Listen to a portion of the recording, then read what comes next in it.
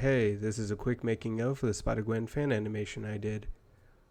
In this I'll be going over my general pipeline and the shader that I created for this project.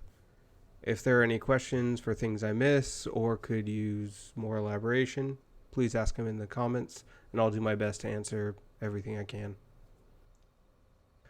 To start with, I drew some very general thumbnails to get an idea for how the project should feel, so that for the next part, the locking pass, I'd have a good jumping off point to work out how the project will cut together. The main focus here is to get the camera movement and general pacing. I specifically went out of my way on this pass to try and keep the character animation in each shot to one pose, animating only the character mover.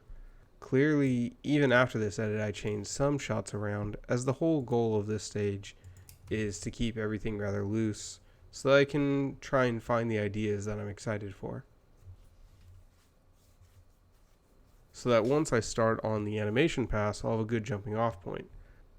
I was working on the effects, character animation, and camera in tandem, so that each part would feel cohesive and work together.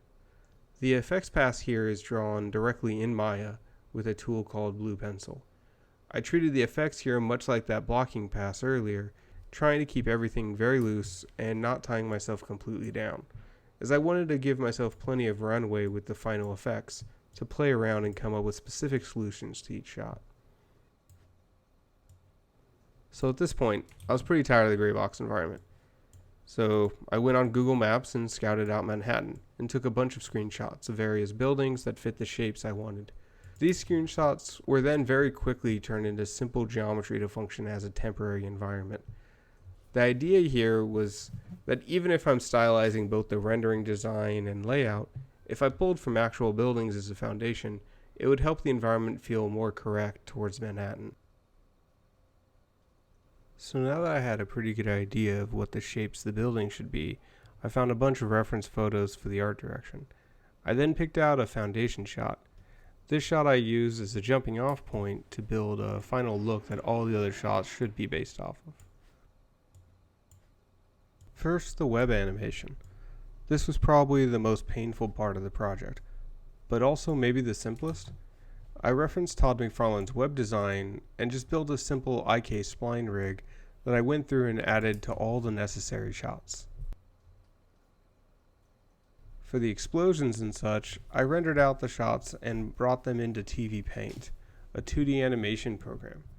There I went through and animated explosions, smears, and other bits to work with the rendered plates.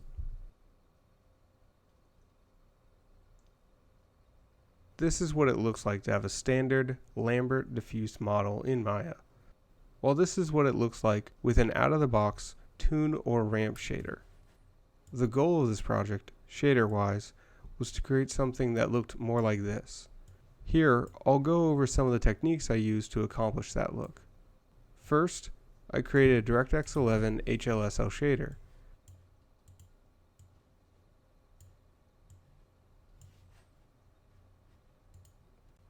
To start with the lighting, I created a hyper-simplified, smooth version of the model that I would then transfer its normals to the rendered model.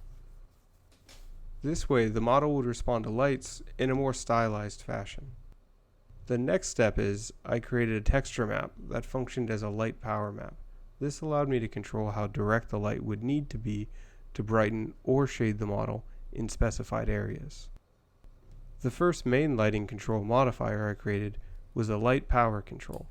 This worked as an override of the default value of that light power texture map, allowing me to dynamically either light or shade the model in a general way, no matter what direction the scene light was pointed in.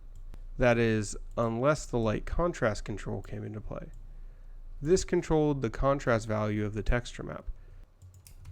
So set to the minimum, that map did nothing, but set to the maximum, it would override the light power control. The last lever I created was the lighting sharpness fall off. So turned all the way up, the light would have sharp stylized edges, but could be faded off to create a more soft lighting fall off. So one of the wackier features in my shader is the breakout system, which allows me to dynamically separate out sections I predetermined like the head, left arm, trunk, right leg, and key all of their attributes independently. This helped me stylize the lighting and outlines even further. The last pretty big feature of my shader is that the character isn't colored by a texture. Instead, on the main texture, one of the channels functions as a color sections mask. This allowed me to quickly iterate the final color design, but also mainly animate the colors in a number of shots. Okay, cool. So I hope this was pretty interesting and helped explain some of how I developed this project. If there's anything you'd like to know, please ask in the comments and I'll do my best to answer whatever I can. Alright, thanks a ton for watching and have a nice day.